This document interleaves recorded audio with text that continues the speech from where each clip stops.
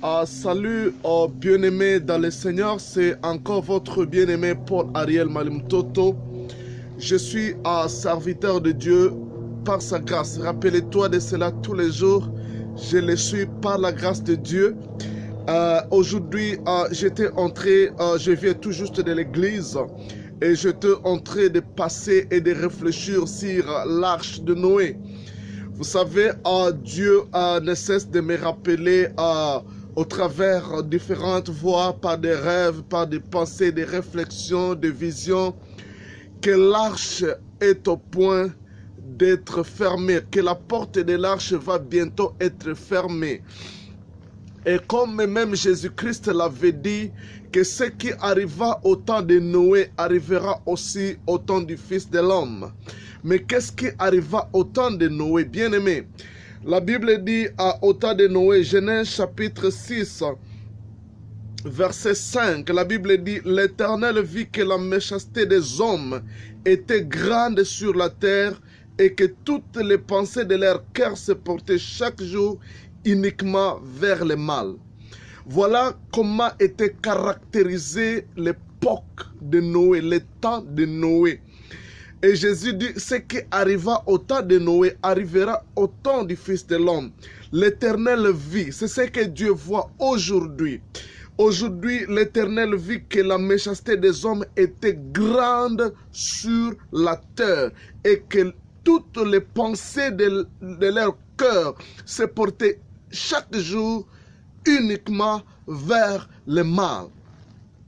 C'est ce que notre époque et notre période, c'est ce que Dieu voit et c'est ça le message que Dieu me donne à vous dire. Voilà, aujourd'hui il y a une très grande méchanceté. Les gens vivent dans l'égoïsme, les gens vivent dans le selfishness. Donc les gens vivent dans l'égoïsme, les gens passent à eux-mêmes. Les gens sont prêts à tout pour leurs propres intérêts. Les gens passent du mal au mal. Les gens font des choses qui ne plaisent pas au Seigneur. Et la Bible dit qu'à l'époque de Noé, le cœur, les pensées de l'homme se tournaient uniquement vers le mal. Il ne passait qu'au mal. Bien aimé, aujourd'hui, le mal entoure. On n'a pas même où jeter l'œil. Parce que partout, c'est le mal qui gagne du terrain. Et aujourd'hui, même les gens ont changé le mal à bien. Le mal est devenu comme si c'est normal dans la vie des hommes, dans la vie des humains. Et la Bible dit qu'au temps de Noé, Jésus a dit cela, les gens se mariaient et mariaient leurs enfants. Quand nous voyons le mariage, nous voyons le sexe, nous voyons about sexe. Les gens passent au sexe. Et la Bible dit, Jésus dira ceci, qu'au temps de Noé, les gens buvaient. Donc les gens passent seulement aux drogues, à l'ivrognerie, aux choses qui ne plaisent pas au Seigneur, au sexe, à l'adultère, à l'homosexualité, à l'impudicité, la fornication. Voilà ce qui caractérise notre monde. L'intérêt personnel, c'est ce qui caractérise ce monde. Les gens, pour le pouvoir, ils sont prêts à tuer leurs frères, leurs semblables, pour gagner ce monde. Bien-aimé dans le Seigneur, l'Éternel s'est répandu, l'Éternel regrettant d'avoir fait l'homme sur la terre et il fut affligé dans son cœur. Mais Noé trouva grâce aux yeux de l'Éternel. Il y avait un homme qui trouva grâce à l'Éternel. Voici, et Dieu, Noé, la Bible dit, la terre était corrompue. Là, nous sommes Genèse 6, verset 11, la terre était corrompue devant Dieu, la terre était pleine de violence, la terre était dans la corruption. C'est ce qui caractérise notre monde. Aujourd'hui, les gens vivent dans la corruption, les gens sont corruptibles, ils sont prêts à tout, ils sont prêts à tout. La corruption gagne du terrain dans les pays, dans des business et partout. Et la Bible dit que la terre était pleine de violence. Aujourd'hui, nous voyons des tueries à Sibérie, à Syrie, et au Congo, en Israël, partout, bien aimé, les tueries au nom des intérêts personnels. La violence est devenue la vie normale dans les couples, dans la vie des gens. Dieu regarda la terre et voici, elle était corrompue car toute chair avait corrompu sa voie sur la terre. Alors Dieu dit à Noé, la fin de toute chair est arrêtée par devers moi, car ils ont rempli la terre de violence. Voici, je vais les détruire avec la terre. Fais-toi une arche de bois de gopher. Tu disposeras cette arche en cellule et tu les réduiras de points à dedans et à dehors. Voici comment tu le feras. L'arche aura 300 coudées de longueur, 5 coudées de largeur et 30 coudées de hauteur. Tu feras à l'arche une fenêtre qui réduit une coudée à haut. Tu établiras une porte sur le côté de l'arche et tu construiras une étage inférieur, une seconde et une troisième. Et moi je vais faire venir le déluge des eaux sur la terre pour détruire toute chair ayant le souffle de vie sous les cieux, et tout ce qui est sur la terre périra. Alléluia. Ici, comme la méchanceté avait gagné du terrain, la violence, et Dieu dit ceci, et je vais détruire la terre et tout ce qui contient. Tout ce qui vit sera détruit. Dieu avait résolu de juger la terre, l'humanité, de détruire tout ce qui existe. Parce que la méchanceté, la violence, la corruption avaient monté jusqu'à sa présence. Et Dieu ne pouvait plus supporter les humains et la race humaine. Il était prêt à exercer son jugement. Mais Dieu dit à ceci, oui, je vais faire tomber la déluge, une grande pluie, un jugement sur la terre. Mais avant que cela arrive, toi Noé, construis-toi une arche. Et cette arche-là sera de 3 niveaux. Et la porte de l'arche sera au côté, à la côte de cette arche. Bien aimé, l'arche était construite et la porte était à la côte. Et Dieu avait disposé cette arche pour que quiconque fuira dans cette arche puisse échapper au jugement. Là, nous voyons l'amour de Dieu manifesté déjà dans l'Ancien Testament. Dieu était prêt à juger l'humanité. Mais Dieu a mis une voie pour épargner à son jugement. Et la voie de Dieu pour épargner au jugement, c'était l'arche. Noé devait construire une arche comme un lieu du salut. Et un lieu pour échapper au jugement de Dieu. Un lieu pour échapper à la colère de Dieu. Bien-aimé dans le Seigneur, quiconque pouvait entrer dans cette arche, il passait directement de la mort à la vie. Quiconque entre dans cette arche, il ne pouvait pas mourir, mais il devait vivre dans la présence de Dieu. Il serait safe, il serait sauvé, il sera quiconque a dans l'arche de Noé. Il pouvait échapper au jugement de Dieu. Bien-aimés, nous vivons cette période et cette époque où le jugement de Dieu est prêt à s'abattre sur la terre. Et quiconque veut échapper au jugement de Dieu, il y a un arche aujourd'hui aussi que Dieu a établi. Et si tu entres dans cette arche, tu échapperas au jugement de Dieu. Cette arche-là n'est autre que notre Seigneur Jésus-Christ. L'arche aujourd'hui qui nous épargne du jugement éternel, c'est Jésus-Christ de Nazareth. Bien-aimé dans le Seigneur, la Bible dit que dans Romains chapitre 8 verset 1, qu'il n'y a pas de condamnation à ceux qui sont en Jésus. Jésus, c'est lui l'arche. L'arche qui nous épargne au jugement de Dieu. L'arche qui nous épargne à la colère de Dieu. L'arche qui nous épargne au grand jugement. Le jugement qui vient pour l'humanité aujourd'hui, ce ne sera pas un jugement de déluge des eaux, mais ce sera un jugement de feu éternel.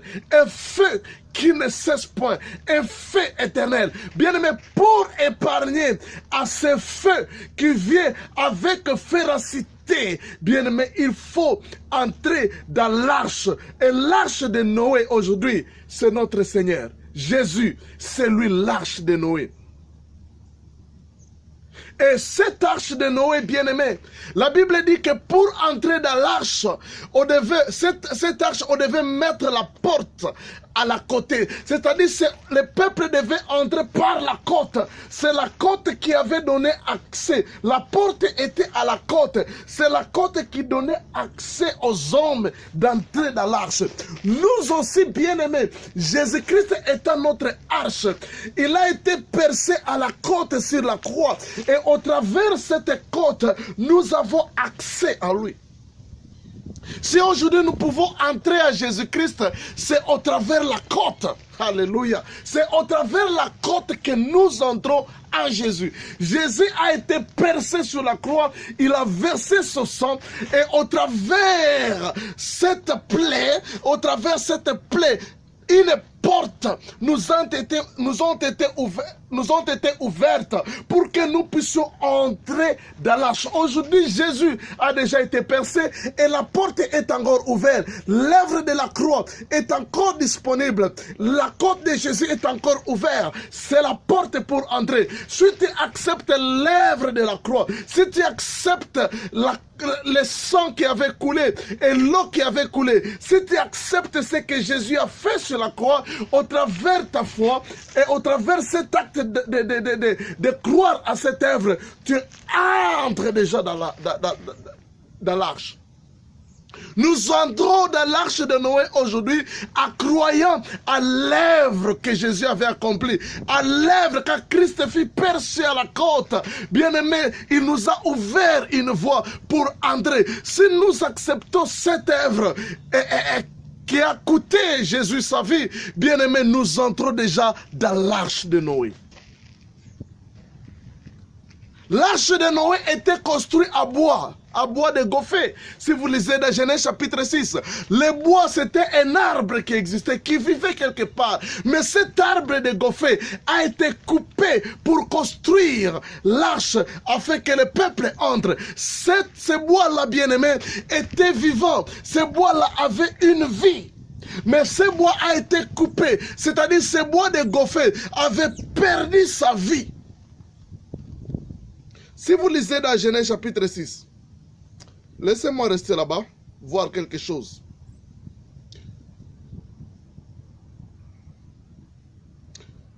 Fais-toi une arche de bois de goffé. Genèse chapitre 6, verset 14. Fais-toi une arche de bois de goffé. L'arche était construite à bois de goffé. Mais ce bois de goffé existait, il vivait. Parce que l'arbre a la vie. Mais ce bois a été coupé. Ça a perdu sa vie pour le salut de quiconque acceptera d'entrer à lui. Bien-aimé, Jésus-Christ, il a dit, si l'on fait ceci à un bois vert, qu'arrivera-t-il au bois sec? Jésus s'est appelé aussi le bois. Jésus, c'est le bois aussi qui vivait. Mais il a perdu sa vie pour le salut.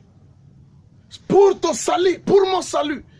Le bois de goffé qui a construit l'arche de Noé avait perdu sa vie. Il a été coupé. Il est mort. Cet arbre était mort pour le salut de Noé, pour les familles de quiconque acceptera d'entrer à lui. Et quand ce bois a été construit, le bois de goffé dans l'Ancien Testament, ce bois a été percé au côté. C'est là où il y a la porte et le peuple entrait au travers la côte. Jésus-Christ, c'est le bois de goffé. Lui, notre bois, lui aussi, d'abord, il a perdu sa vie et il a été percé. Au travers ce meurtrissure, au travers le plaie, le sang a coulé pour la rédemption. et l'eau a coulé pour notre vie. Bien-aimés, et nous entrons grâce à la percée de Jésus. Aujourd'hui, l'arche de Noé, c'est notre Seigneur Jésus. Aujourd'hui, quiconque entre, et dans cette arche bien-aimée, aujourd'hui, je viens te lancer un appel à quiconque m'écoute en ce moment.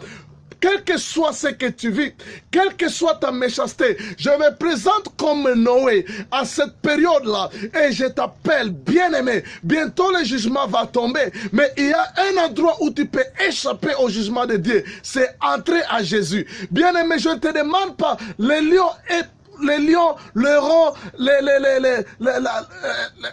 les champs et même les rats, vous tous, quelle que soit ta nature, tu es appelé dans l'arche. Noé n'avait pas dit au lion de laisser d'abord sa méchanceté pour entrer. Il a fait seulement un appel. Et quand le lion est entré, il a compris que dans l'arche, on ne peut pas manger une antilope. Quand le chat est entré dans l'arche, il a compris qu'on ne mange pas les rats dans l'arche de Noé. Alors bien-aimé, viens à Jésus-Christ avec ta méchanceté. C'est Jésus-Christ qui est capable de changer ta nature. Comme l'arche de Noé avait changé la nature du lion. Les lions qui ne pouvaient pas manger l'antilope. Les chats qui ne pouvaient pas manger les rats. Il a été transformé dans l'arche. C'est l'arche qui a le pouvoir de transformer. Bien-aimé, tu ne peux pas changer ta vie. Jésus, c'est celui qui est capable de changer ta vie. Entre seulement à Jésus et Jésus te changera. Jésus te transformera. Tu as déjà lutté pour laisser l'impudicité, pour laisser l'adultère, pour laisser l'ivrognerie, pour laisser... Tu es addicté peut-être à la drogue et tu ne sais pas comment t'en débarrasser. Entre seulement dans l'arche. L'arche s'occupera de toi. L'arche te sauvera parce que c'est l'arche du salut. C'est notre Seigneur Jésus. Bien-aimé dans le Seigneur, l'arche est encore ouverte. Tu peux entrer pour avoir ta place. Et dans l'arche de Noé, tu remarqueras, dans l'arche de Noé, on ne mange pas la viande. Dans l'arche de Noé, on mangeait les herbes. Même les lions devaient manger, même les carnivores mangeaient les herbes dans l'arche. Dans l'arche de Noé, nous avons une seule nourriture. Et cette nourriture, c'est la parole. Dans l'arche de Noé, nous vivons par la parole. La Bible dit que l'homme ne vivra pas du pain seulement, mais il vivra de toute parole qui vient de la bouche de l'Éternel. La première des choses, entre dans l'arche. Quand tu entres dans l'arche, tu dois maintenant manger la nourriture dans l'arche. La nourriture dans l'arche, c'est la parole de Dieu. Bien aimé, quand nous sommes sauvés, c'est la première étape. Deuxième étape, pour grandir dans la présence de Dieu, pour grandir dans la foi, il faut manger la parole. La parole de Dieu, c'est notre nourriture qui fait que nous puissions grandir, qui fait que nous puissions vivre dans ce monde qui va bientôt être frappé, qui va bientôt être jugé. Nous devons vivre par la parole. C'est la parole qui va changer notre nature. C'est la parole qui va nous faire grandir. Et l'arche de Noé avait 3 niveaux. Bien aimé, là nous voyons les 3 niveaux de la parole. La parole évangélique, la parole doctrinale et la parole prophétique. Ce sont les 3 paroles, les 3 dimensions de la parole que nous avons dans l'arche de Noé. Nous devons grandir de la parole évangélique à la parole doctrinale, de la parole doctrinale à la parole prophétique. La parole évangélique nous présente l'amour de Dieu. La parole doctrinale nous enracine dans la foi à Dieu. Et la parole prophétique nous donne l'espérance. Bien aimé, l'espérance, parce que la Bible dit 3 choses d'aimer: l'amour, la foi et l'espérance. Bien aimé, la parole évangélique nous présente l'amour de Dieu. La parole doctrinale nous présente la foi. Nous devons avoir la foi dans l'amour de Dieu. Nous devons croire à l'amour de Dieu qui a été manifesté à Jésus. Et l'apôtre Pierre dit ceci: nous avons connu et nous croyons l'amour de Dieu. Quand tu crois à l'amour de Dieu, tu seras dans la sécurité. Même si les choses ne vont pas, tu sais que Dieu qui m'aime, il me sauvera de cette situation. Tu seras dans les repos parce que tu crois à l'amour de Dieu. Bien aimé, tu as reçu l'amour de Dieu, mais tu dois avoir la foi à l'amour de Dieu. Ça, c'est la deuxième dimension. Et l'amour et la semence prophétique nous donne l'espérance que Dieu viendra à notre secours, que Dieu nous sauvera de cette situation. Enfin, laisse-moi terminer en disant ceci sur l'arche de Noé. L'arche de Noé, c'est Jésus. L'arche de l'Ancien Testament, Si vous lisez dans la Bible, quand Noé avait envoyé premièrement le corbeau est allé et il est rentré. Les gens ont toujours dit que le corbeau est allé et il n'est pas rentré. Mais là, le corbeau est entré et il est revenu. Et il a envoyé la colombe. La colombe est allée pour la première fois, il est rentré. Pour la deuxième fois, il est rentré. Et pour la troisième fois, la colombe n'est plus rentrée. Pourquoi la colombe n'avait pas rentré? C'est parce que la colombe avait compris que cette arche, c'est l'ombre. Cette arche, ce n'est que le type du véritable arche qui viendra. Alors la colombe, si on est dans le temps de l'Ancien Testament, pendant le temps des prophètes, le temps de la loi, le temps des prophètes, le temps des psaumes, la colombe était à la recherche de l'arche véritable. Il a compris que l'arche de Noé, ce n'était pas le véritable, c'était que l'ombre du véritable qui devait venir. Mais quand l'arche est venue sur la terre, le véritable arche du salut, quand il est venu sur la terre, à ce jour-là, l'arche était dans l'eau, comme l'arche de Noé était aussi dans l'eau. Bien aimé, cette colombe-là qui était partie et qui n'est pas revenue, il était en train de sillonner. Et quand il sillonnait vers les Jourdain, il a vu l'arche du salut. Pour confirmer que Jésus c'était l'arche du salut.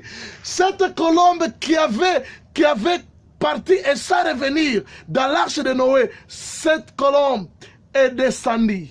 Il est descendu sur Jésus-Christ. La Bible ne nous dit pas que c'était à l'épaule, mais on a dit sur lui. Je ne sais pas si c'est à l'épaule ou c'est sur la tête, mais la colombe est descendue sur lui. Pour confirmer que c'est lui-ci, c'est lui l'arche. L'agneau, la colombe qui est partie sans revenir, il est descendu sur Jésus pour confirmer que c'est lui l'arche du salut. Jésus, c'est lui l'arche de notre salut. Bien-aimés dans le Seigneur. Et quand ils ont fini, donc quand ils devaient sortir, quand le temps de sortir était arrivé, la Bible ne nous dit pas que Noé est sorti par la porte, mais la Bible dit qu'il a ouvert la couvercle. C'était la sortie par eau. Bien-aimés dans le Seigneur, aujourd'hui nous sommes dans l'arche de l'agneau, dans l'arche de Dieu, dans l'arche du salut. Et cette arche, c'est notre Seigneur Jésus-Christ. Et pour sortir, nous ne sortirons pas par la porte. Nous sommes entrés par la porte, c'est-à-dire au travers l'œuvre de la croix. Mais nous sortirons par la couverture. Bien-aimés, là nous voyons l'enlèvement de l'église. Bien-aimés, nous sortirons de l'arche pour être enlevés. Bien-aimés dans le Seigneur, bien-aimés, c'est le temps d'entrer dans l'arche de l'agneau. L'arche de Dieu, c'est l'agneau de Dieu. L'arche de Noé aujourd'hui, c'est Jésus. Entre seulement dans l'arche, parce que celui qui entre dans l'arche sera enlevé. Il sortira par la couvercle, l'enlèvement de l'église. Que Dieu te bénisse. Bien-aimé, tu t'es appelé à venir nous joindre dans l'arche de Noé. Que Dieu te bénisse. Alléluia. Merci Seigneur pour cette parole. Je prie à ceux que ma soeur et mon frère viennent dans ta présence pour accepter ce grand salut. Au nom de Jésus. Amen.